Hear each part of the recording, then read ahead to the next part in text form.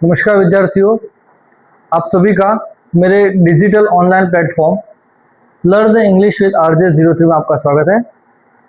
आप जैसा स्क्रीन पे देख पा रहे हो, LDC बैच 2026 की तैयारी को लेकर के हम चर्चा कर रहे हैं। हमने पिछली कक्षाओं में फ्रेज के बारे में पढ़ा था और क्लॉजेस के बारे में पढ़ा था। इसके बाद आज हम जो पढ़ने जा रहे हैं वह है हमारा जो अगला टॉपिक होगा, जो कि बहुत महत्वपूर्ण टॉपिक है, वह है आपका सेंटेंस का टॉपिक। जैसा कि आप स्क्रीन पे देख पा रहे हो, सेंटेंस क्या लिखा हुआ है कि सेंटेंस की परिभाषा क्या है। A sentence is a group of words that makes a complete sense, यानी शब्दों का समूह जिसका अपना पूर्ण अर्थ होता है, वाक्य कहलाता है। इसका मतलब होता है ग्रुप ऑफ वर्ड से होना जरूरी है या नहीं है, उससे ज्यादा महत्वपूर्ण है उसके मीनिंग का पूरा होना। जब किसी ग्रुप ऑफ वर्ड्स को मिलाकर के कंप्लीट थॉट आ जाए, एक कंप्लीट सेंस बनता है, तो वो अपने आप में वाक्य होता है। जैसे आपके सामने कुछ एग्जांपल्स हैं। शी इज हैप्पी, यानी इसका मतलब था वह खुश है। The sun rises in the east, सूरज पूर्व दिशा में उगता है। अब इन दोनों सेंटेंस को एनालिसिस करते हो, आप पाते हो कि इन दोनों सेंटेंसों का मीनिंग है वह पूरा होता है। अब आगे हम देखते हैं इसके जो एसेंशियल एलिमेंट्स होते हैं, महत्वपूर्ण जो पार्ट होते हैं, वो कौन कौन से होते हैं। एसेंशियल एलिमेंट्स होते हैं सब्जेक्ट और प्रेडिकेट। सब्जेक्ट और प्रेडिकेट, सब्जेक्ट जिसको बोलते हैं कर्ता, the doer of the action, जो कि कार्य करता है, उसको हम यह भी कह सकते हैं that part of the sentence about something is told. वाक्य का वह हिस्सा जिसके बारे में कुछ कहा जाता है वह सेंटेंस का सब्जेक्ट कहलाता है। जैसे Ram place cricket, Ram cricket खेलता है। क्रिकेट खेलता है, हम किसके बारे में कह रहे हैं? राम के बारे में कह, तो राम हमारा सब्जेक्ट हो जाता है। उसी प्रकार प्रेडिकेट क्या कहता है? Tell something about the subject, यानी कर्ता के बारे में जो जानकारी देता है। इसका मतलब क्या होता है कि सब्जेक्ट के अलावा जो कुछ बचा वो सारा का सारा प्रेडिकेट कहलाता है। जैसे हम इसको देखते हैं,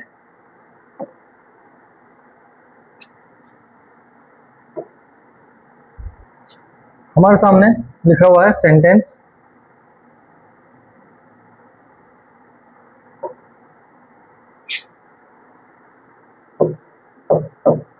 The group of words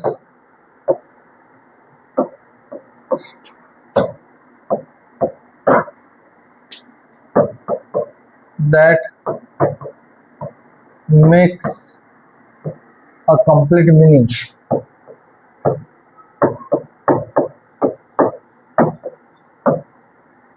यानी शब्दों का समूह जिसका अपना अर्थ हो वह वाक्य कहलाता है। जैसे यहाँ पर कुछ एग्जांपल लिखे थे, हम कुछ और एग्जांपल लिखते हैं। जैसे आई स्पीक इंग्लिश,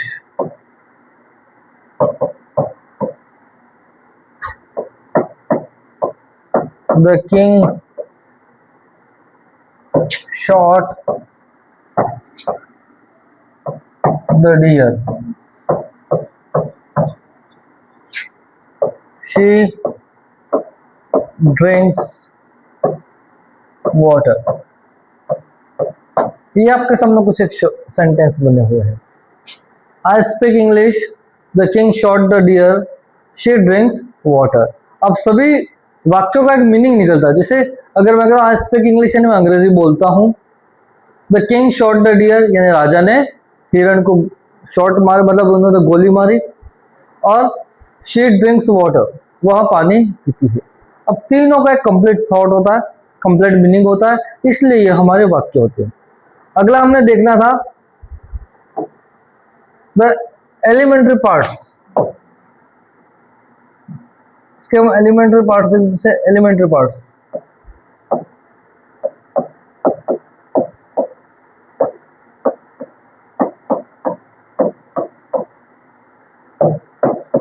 एलिमेंट्री पार्ट्स से आपके सामने पहला था subject.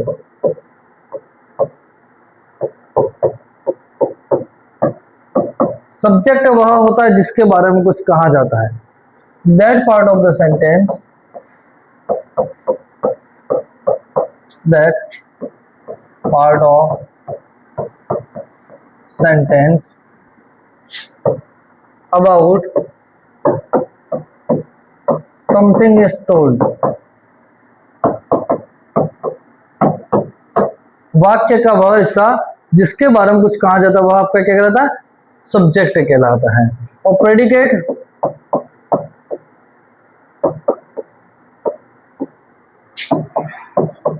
That tells about the subject, जो सब्जेक्ट के बारे में बोलता है।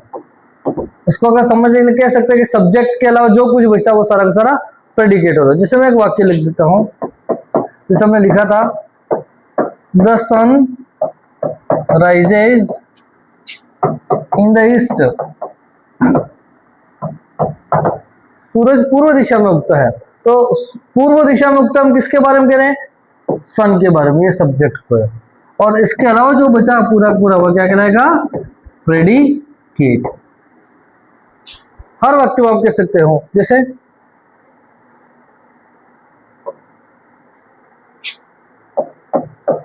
I live in Rajasthan. अब इस वाक्य को आप देखते हो, I live in Rajasthan, I subject है आपका क्योंकि राजस्थान में रहता है, हम आई के बारे में कह रहे हैं।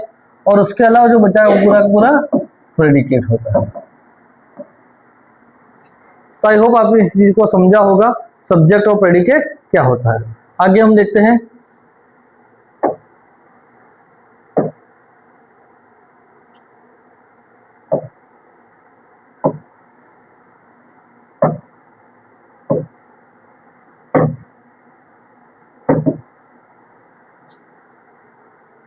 हमने सब्जेक्ट के बारे में देख लिया, प्रेडिकेट के बारे में भी देख लिया। आगे स्टूडेंट्स हम देखेंगे काइंड्स ऑफ सेंटेंसेस।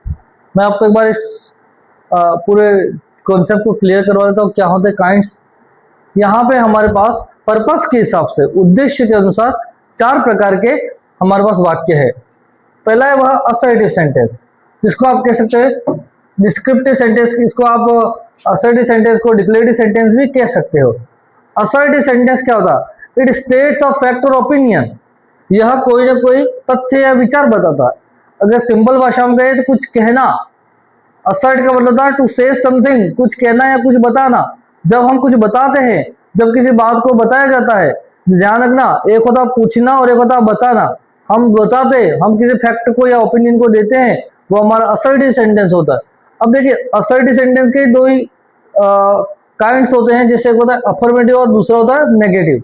सकारात्मक वाक्यों को हम कहते हैं अफर्मेटिव और नकारात्मक वाक्यों को क्या कहेंगे, नेगेटिव। जैसे यहाँ पे है शी इज हैप्पी, वह खुश है, तो यहाँ पे अफर्मेटिव सेंटेंस है। शी इज नॉट हैप्पी, वह खुश नहीं है, वह नकारात्मक वाक्य है। उसी प्रकार आते हैं आपके interrogative sentence, to ask something, कुछ पूछना। इट आस्क अ क्वेश्चन, यह कुछ पूछता है। Are you ready, where are you going, हम प्रश्न पूछे।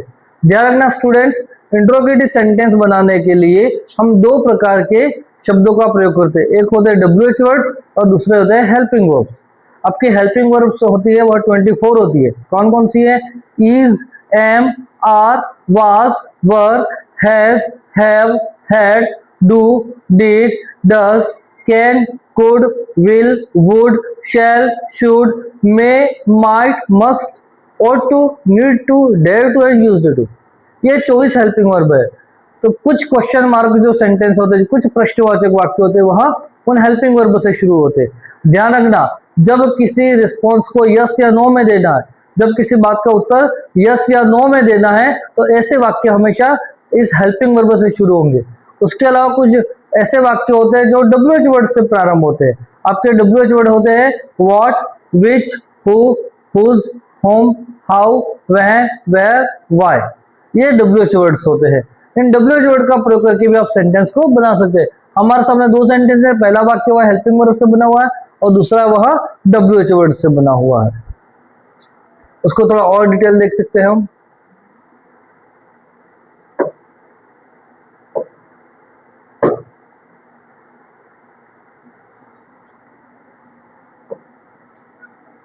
पहला था हमारा असर्टिव सेंटेंस, उसको देखते हैं। असर्टिव का मतलब होता है टू से समथिंग, कुछ कहना। असर्ट का मतलब होता है टू से समथिंग, कुछ कहना। जैसे we are going to Mumbai, हम मुंबई जा रहे हैं। मैं आपको बता रहा हूं ये असर्टिव सेंटेंस है। आप कहते हो आई लाइक टी, मुझे चाय पसंद है। आप असर्शन दे रहे हो, आप बता रहे हो कि आपको चाय पसंद है। Water boils at 100 degree Celsius, पानी 100 डिग्री पे बोलता है, आप बता रहे हो। अब ये क्या होता है? Assertive sentence. अब ये असर्टिव जो सेंटेंस है आपका, उसके दो पार्ट होते हैं। एक तो होता है अफर्मेटिव और दूसरा है आपका नेगेटिव। अफर्मेटिव मतलब सकारात्मक वाक्य, नेगेटिव मतलब नकारात्मक। जैसे यहाँ पे ये वाक्य, इसको हम देखते हैं, वी आर गोइंग, उसका नेगेटिव बना we are not going.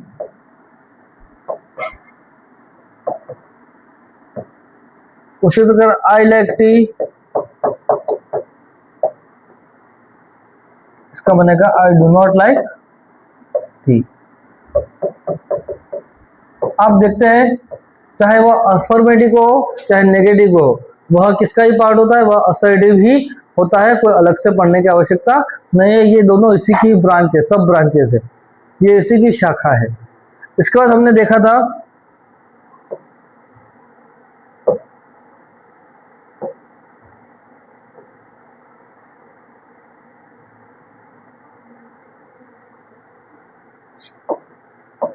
Interrogative sentence. Interrogative sentence यानी हिंदी में कहते हैं इसको प्रश्नवाचक, प्रश्नवाचक वाक्य। इंटरोगेटिव से बनता है इंटरोगेशन, जिसका मतलब होता है टू आस्क समथिंग,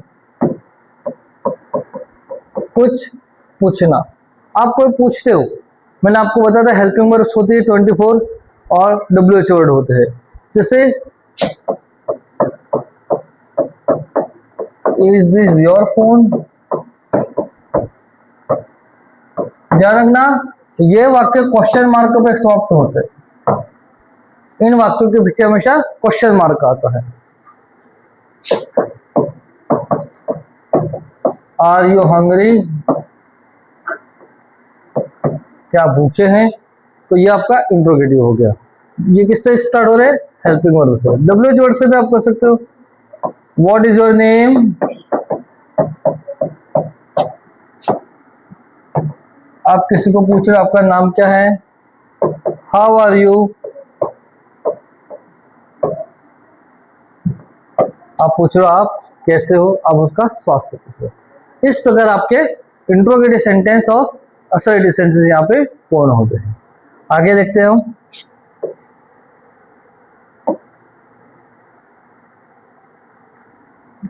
इसके बाद आपके आते हैं इंपरेटिव सेंटेंस। स्टूडेंट बहुत महत्वपूर्ण चीज है ये, इसको सीखना समझना बेहद जरूरी होता है। स्टूडेंट अक्सर एक्टिव पैसिव में इन चीजों को लेकर के बहुत गलती कर लेते हैं और इसके कॉन्सेप्ट को समझ नहीं पाते। हम इसको डिटेल देखते हैं। इंपरेटिव सेंटेंस, इंपरेटिव सेंटेंस को हिंदी बोलते हैं आदेशात्मक वाक्य। जब आप अपने बात के द्वारा कह करके किसी को command, request, suggestion, advice, prohibition करते हो तो वहां पे यह इंपरेटिव सेंटेंस बनता है। इसका मतलब क्या था कि to give the order, request, advice, suggestion हो गया, प्रोहिबिशन हो गया, ये सब किस में आएंगे? इंपरेटिव सेंटेंस में। आदेशात्मक वाक्य हमेशा वर्ब की फर्स्ट फॉर्म, जिसको रूट फॉर्म कहा जाता है, उससे शुरू होते हैं। इनका सब्जेक्ट हमेशा यू होता है, जिसको लिखा नहीं जाता, और यह फुल स्टॉप पे समाप्त होते हैं। देखो इसमें लिखा हुआ ओपन द डोर, जैसा आप देख रहे हो दरवाजा खोलो, ओपन वर्ब की फर्स्ट फॉर्म है, उसके बाद इसका ऑब्जेक्ट आया। तो यहाँ पे बेसिकली आपको ऑर्डर दिया जाता है कि यू ओपन द डोर, तो यू उसका सब्जेक्ट है जिसको लिखा नहीं गया। प्लीज हेल्प मी, यहाँ पे रिक्वेस्ट की जा रही है। प्लीज हेल्प मी, मेरी सहायता कीजिए, कृपया निवेदन किया जा रहा है। टेक मेडिसिन ऑन टाइम, ये आपको एडवाइस दी जाए कि समय पे दवाई लो। तो आप देखोगे सभी सेंटेंस है वह वर्ब के फर्स्ट फॉर्म से शुरू होते हैं और फुल स्टॉप पे खत्म हो रहे हैं। इनका सब्जेक्ट यू होता है जिसको लिखा नहीं जाता। उसको और देखते हैं, जैसे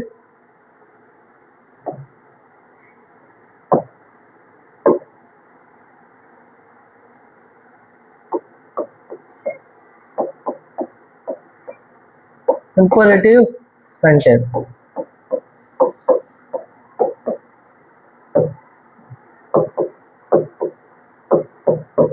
to show, command, order, request, advice, suggestion, prohibition,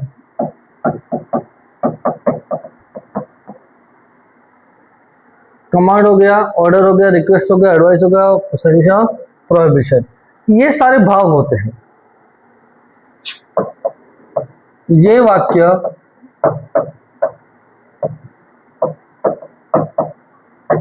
first form of the main verb से, first form of the main verb से स्टार्ट होते हैं।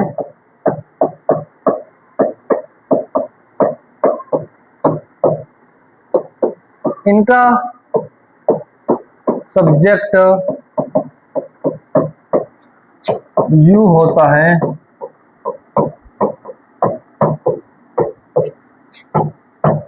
जो कि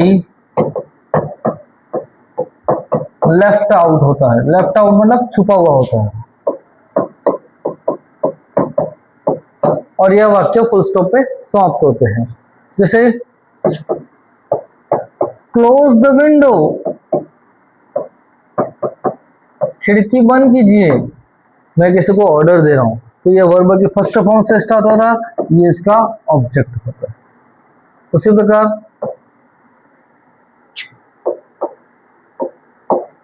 शट योर माउथ, किसी को कहते हैं ना मुंह बंद करो, शट वर्ब की फर्स्ट फॉर्म है और ये इसका ऑब्जेक्ट है, यू इसका सब्जेक्ट होता है। उसी प्रकार bring me a glass of water please,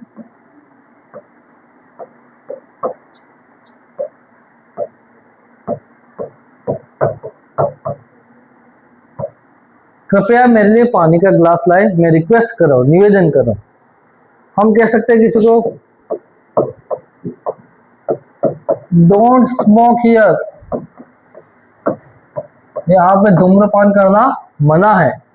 ये आप किसी को क्या कह रहे हो, प्रोहिबिशन, निषेध कह रहे हो, मना कह रहे हो। वर्क हार्ड, एडवाइस दीजिए, कठिन मेहनत करो। फायर, यानी यहाँ पे फायर का मतलब आग से मतलब नहीं है, ये जो आर्मी में ऑर्डर दिया जाता है या पुलिस अपने सैनिकों को, पुलिस अपने जवानों को या पुलिस अपने कांस्टेबल या जो भी कार्मिक उनको ऑर्डर देती है फायरिंग करो, तो वहां पे फायर बोला जाता है। तो देखने में एक शब्द है लेकिन ये पूरा एक सेंटेंस का काम कर रहा है, क्योंकि फायर एक वर्ब शब्द है जिसके आगे फुल स्टॉप लगा, यू फायर, यानी तुम फायरिंग करो। तो ये आपके सारे के सारे इंपोर्टेंट सेंटेंस होते हैं। आगे देखते हैं हम,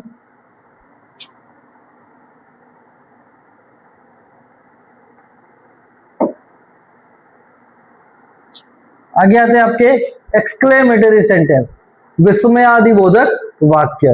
एक्सक्लेमेटरी से बनता है एक्सक्लेमेशन, यानी जब आप किसी बात को कह रहे हो, जब कोई बात बता रहे हो, तो आपके इमोशन हाई हो जाते हैं या लो हो जाते हैं, आपकी आवाज है वह ऊंची हो जाती है या धीमी हो जाती है, और आपके चेहरे के एक्सप्रेशन है वह चेंज हो जाते हैं, आंखें बड़ी हो जाना, आपको वंडर, सरप्राइज, दुख, खुशी, इन सारी फीलिंग्स का एहसास होता है। तो यहाँ पे विस्मयादिबोधक, जहां पे आप भौचक के हो जाते हो ना, जैसे लिखा हुआ है to show the strong feeling, बहुत तीव्र भावना को व्यक्त करता है। जैसे इसमें लिखा व्हाट अ ब्यूटीफुल डे, उसमें साइन ऑफ एक्सक्लेमेशन आता है, विस्मयादिबोधक चिन्ह आता है। जैसे लिखा है यहाँ पे हुर्रा वी वॉन, अरे हम जीत गए, तो यहाँ पे हुर्रा क्या है, एक साइन ऑफ एक्सक्लेमेशन, ये एक्सट्रीम जॉय को बता रहा है। इस प्रकार ये आपके एक्सक्लेमेटरी सेंटेंस होते हैं। बहुत से होते हैं जैसे अलास दुख है, ही डाइड वह मर गया, है ना, तो ये सब एक्सक्लेमेटरी सेंटेंसेस में आते हैं। अब देखिए इसको कुछ महत्वपूर्ण बातें हैं, हम इसको देखना जरूरी है। A sentence must have subject plus verb, एक वाक्य है तो उसमें जरूरी निश्चित रूप से एक सब्जेक्ट होगा और एक वर्ब होगी। पहला लेटर कैपिटल होता है इसमें, अंदर सेंटेंस का पहला अक्षर कैपिटल होगा। इसमें प्रॉपर पंक्चुएशन होता है, इसमें विराम चिन्हों का सही और पूर्ण विराम और क्वेश्चन मार्क का सही प्रयोग होता है। ये चारों सेंटेंस के सिंबल से। अब एक और इंपॉर्टेंट चीज आती है, वह होता है ऑब्जेक्ट। सेंटेंस में चारों काइंड्स पढ़ने के बाद हमें पता चलता है कि एक ऑब्जेक्ट का भी टॉपिक आता है। ऑब्जेक्ट क्या होता है? Object is a word that receive the action of the verb, यानी कर्ता के द्वारा किए गए कार्य को रिसीव करने वाला होता है, क्रिया का जिसके ऊपर प्रभाव होता है वह ऑब्जेक्ट होते हैं। उससे पहले हम थोड़ा एक्सक्लेमेटरी सेंटेंस को भी थोड़ा देख लेते हैं।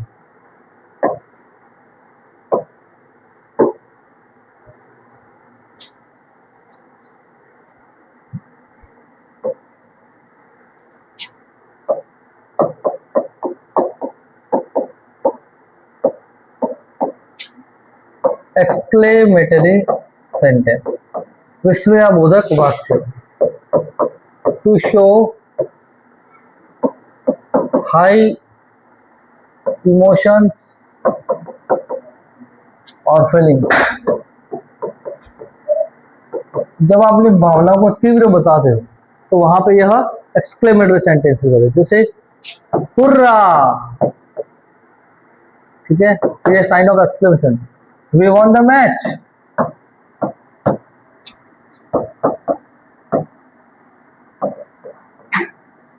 हम मैच जीत गए। जैसे अलास, अलास का मतलब क्या है? दुख है। ही डाइड, अरे वो मर गया बेचारा।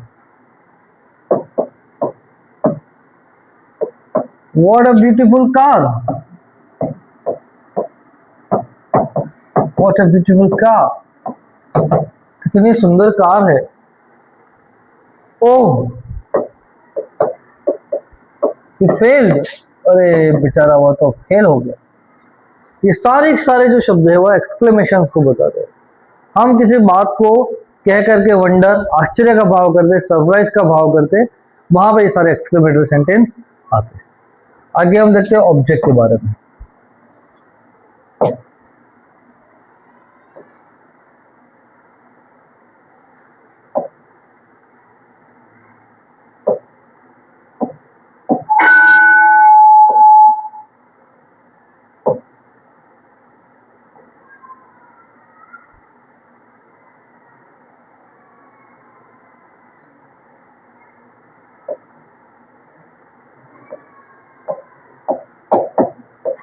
ऑब्जेक्ट जिसको हिंदी में बोलते हैं कर्म। ऑब्जेक्ट का मतलब ये होता है कि जब आप कोई क्रिया करते हो, है ना, कोई कार्य करते हो, तो क्रिया का प्रभाव जिसपे सीधा पड़ता है वो ऑब्जेक्ट्स होते हैं। Just like I play cricket, मैं क्रिकेट खेलता हूं, मैं क्रिकेट खेलता हूं। I play, I subject verb, मैं क्या खेलता हूं? तो क्रिकेट। यानी जब आप वर्ब से पूछते हो व्हाट या होम, उससे जो आंसर निकलता है वो हमेशा ऑब्जेक्ट होगा। जैसे she eat Apple, she Yeats Apple, वह सेब फल खाती है। वह क्या खाती है? तो सेब फल खाती है। शी, ये आपका वर्ब और इसका ऑब्जेक्ट। ही सिंग्स सॉन्ग, वह गीत गाता है। वह क्या गाता है? तो वह होता है ऑब्जेक्ट। जरूरी नहीं है कि एक शब्द हो, एक फ्रेज हो या एक क्लोज हो, वह भी आपके ऑब्जेक्ट का काम कर सकता है। जैसे I read the book of stories,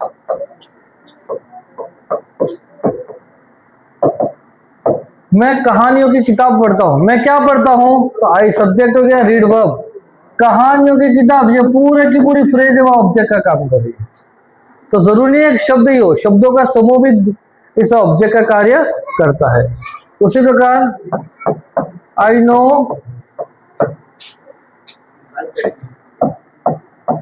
where she lives. अब यहां देखोगे आई नो, आई सब्जेक्ट है, नो वर्ब है। मैं जानता हूं, क्या जानता हूं? जहां वह रहती है। ये पूरा क्लोज है और वह हमारा किसका काम कर रहा है? यहाँ पे ऑब्जेक्ट का काम कर रहा है। इसका मतलब एक सिंगल शब्द भी ऑब्जेक्ट हो सकता है, एक फ्रेज भी ऑब्जेक्ट हो सकती है, एक क्लॉज भी ऑब्जेक्ट हो सकता है। आइए इसको और डिटेल देखते हैं।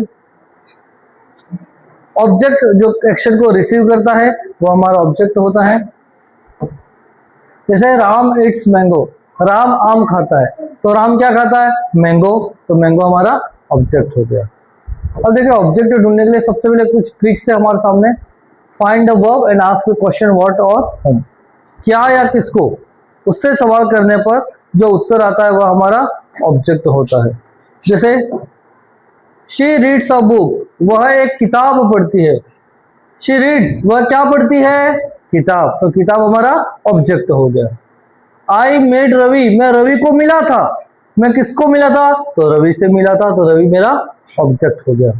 They play cricket, way cricket खेलते, वे क्या खेलते हैं? क्रिकेट, तो क्रिकेट मेरा ऑब्जेक्ट हो गया था। अब देखिए एक वाक्य में एक से अधिक ऑब्जेक्ट हो सकते हैं। इन ऑब्जेक्ट के प्रकार होते हैं, आप देखेंगे। डायरेक्ट रिसीव्स द एक्शन, जो सीधा एक्शन को लेता है, जो सीधा किसी कार्य को करता है। शी बॉट अ पेन, उसने एक पेन खरीदा। उसने क्या खरीदा? एक पेन खरीदा। एक पेन क्या हो गया? Direct object. अब इनडायरेक्ट होता है जो दूसरा ऑब्जेक्ट होता है, जैसे जिसमें हम होम का जवाब मिलता है। होम का मतलब किसको या किसे? She gave me a gift, उसने मुझको एक गिफ्ट दिया। अब देखोगे उसने मुझको क्या दिया? A gift. किसको दिया? मुझे दिया। तो मी है वह इनडायरेक्ट ऑब्जेक्ट हो गया और गिफ्ट है मेरा डायरेक्ट ऑब्जेक्ट हो गया। अब ऐसी वर्ब जिनके दो ऑब्जेक्ट होते हैं उनको डाई ट्रांजिटिव वर्ब कहते हैं। क्या कहते हैं? डाई ट्रांजिटिव वर्ब कहते हैं। आइए देखते हैं कुछ example. Identify the both objects. He gave Rahul a book, उसने राहुल को एक पुस्तक दी। ही गेव व्हाट, क्या दिया? पुस्तक, डायरेक्ट ऑब्जेक्ट। किसको दी? राहुल को दी। राहुल क्या हो गया आपका? Indirect object. Object comes after a verb usually, अक्सर क्या होता है कि वर्ब के बाद ही सीधे ऑब्जेक्ट आते हैं। जैसे और हर सेंटेंस में ऑब्जेक्ट वो जरूरी भी नहीं है। जैसे शी स्लीप्स, वह सोती है। तो सोना एक क्रिया है लेकिन उसके आगे कोई ऑब्जेक्ट नहीं है, तो उसमें ऑब्जेक्ट नहीं होता। शी इट्स फूड, वह खाना खाती है। वह क्या खाती है? खाना, तो वह होता फूड हो गया, वो आपका ऑब्जेक्ट हो गया। अब देखिए ये फॉर्मूला है। सब्जेक्टिव वर्ब से आप पूछेंगे व्हाट या होम, और उसका जो जवाब मिलता है वो हमारा ऑब्जेक्ट होता है। ठीक है, जैसे ही ड्रिंक्स मिल्क, वह क्या पीता है? दूध पीता है। शी कॉल्ड मी, उसने मुझे फोन किया। किसको फोन किया? मुझे, तो मी आपका ऑब्जेक्ट हो गया। दे बिल्ड अ हाउस, वे एक मकान बनाते हैं। वे क्या बनाते हैं? मकान।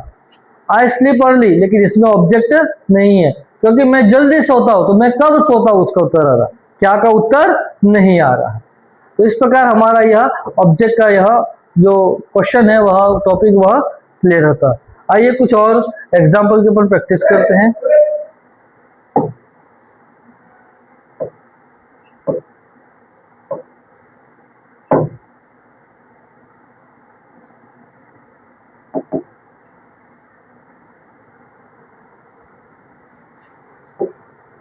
ये हमारे पास कुछ ऑब्जेक्ट के एमसीक्यूज है।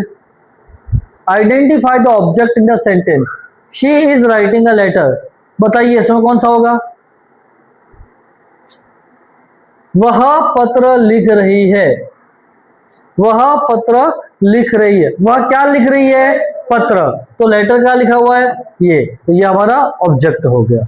जब क्या का उत्तर आपको मिल जाता है वही आपका क्या होता है, ऑब्जेक्ट होता है ना। तो लिखा हुआ है प्रश्न, identify from the sentence she is writing a letter, वह पत्र लिख रही है। तो पत्र लिख रही है, वह क्या लिख रही है, पत्र। तो यहाँ पे लेटर वह आपका ऑब्जेक्ट होगा।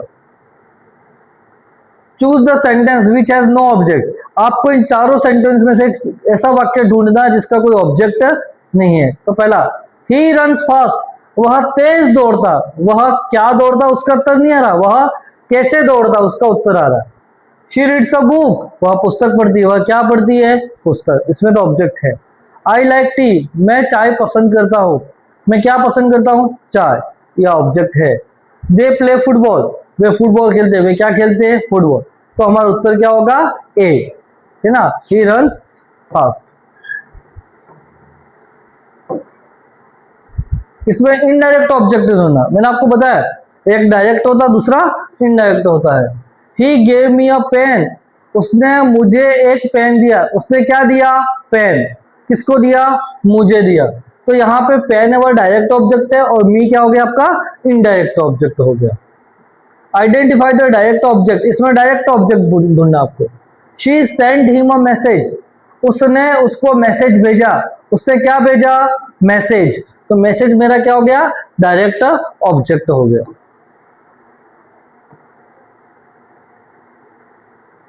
किस वाक्य में book is not an object, इसमें कौन सा वाक्य है जिसमें बुक ऑब्जेक्ट नहीं है। आई बॉट अ बुक, इसमें तो बुक ऑब्जेक्ट है, मैंने क्या खरीदी, पुस्तक खरीदी। द बुक इज इंटरेस्टिंग, किताब बहुत अच्छी है। तो यहाँ पे ये सब्जेक्ट का काम कर रही है, यहाँ पे ऑब्जेक्ट का काम नहीं कर रही। बाकी सब दोनों वाक्य में ऑब्जेक्ट का काम करे, इसलिए बी उत्तर हमारा सही है। उसी प्रकार identify the object, they are watching a movie, और मूवी इसका ऑब्जेक्ट हो गया। इसमें बुक कौन से किसमें ऑब्जेक्ट नहीं है, तो इसमें है, आप देखोगे that I bought a book, the book is interesting, यानी ये बुक वाला ही क्वेश्चन रिपीट हुआ आपका। ये इसमें मूवी क्वेश्चन रिपीटेड है। शी सिंग्स ब्यूटीफुली, आप इसमें बताएंगे इसमें ऑब्जेक्ट है या नहीं है। वह बहुत अच्छा गाती है, वह क्या गाती है उसका उत्तर नहीं आ रहा, वह कैसे गा रही उसका उत्तर है। ये हमारा तीसरा उत्तर वह सही है। Identify the bold object, he gave Rahul a gift, इसमें राहुल और गिफ्ट दोनों ऑब्जेक्ट है। राहुल इनडायरेक्ट ऑब्जेक्ट और गिफ्ट है वह डायरेक्ट ऑब्जेक्ट है। Identify the object, I saw a bird in the sky, मैंने आसमान में एक पक्षी देखा, मैंने क्या देखा, अ बर्ड, तो बर्ड मेरा ऑब्जेक्ट हो गया। और 10वां क्वेश्चन है, which sentence has two object, इसमें कौन सा वाक्य जिसमें दो ऑब्जेक्ट है, तो बी, बी में मी है और अ बुक, ये दोनों डबल ऑब्जेक्ट। इस प्रकार आज स्टूडेंट्स हमने सेंटेंस के बारे में पढ़ा, उसके काइंड्स के बारे में पढ़ा और ऑब्जेक्ट के बारे में पढ़ा। आई होप आपने इस चीज़ों को समझा होगा और आपने इस चीज़ को एंजॉय किया। So thank you student for watching. आप इसको पढ़ते रहिए और आपके एलडीसी में यह महत्वपूर्ण भूमिका निभाएगा। आप इसको बहुत इजी तरीके से आपको समझा दिया गया है और आप इस चीज़ को आराम से सीखेंगे और समझेंगे। That's all for today, thank you.